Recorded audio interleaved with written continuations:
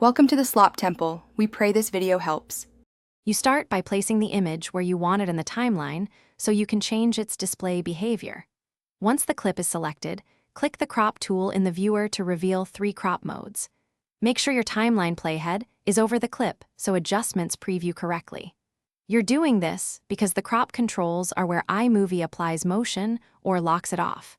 This first step gets you straight to the control that stops the image from moving. Now focus on selecting a static crop. Choose Fit to show the entire image without panning or zooming.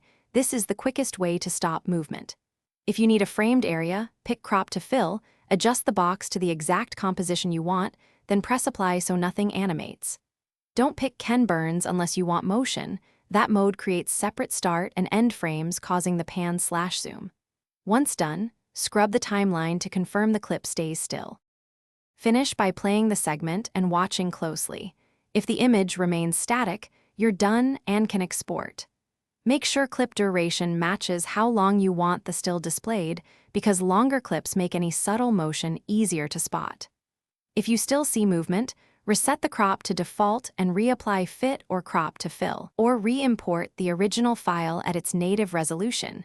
Mismatched aspect ratios or leftover Ken Burns. Thanks for watching. Consider subscribing if we helped you.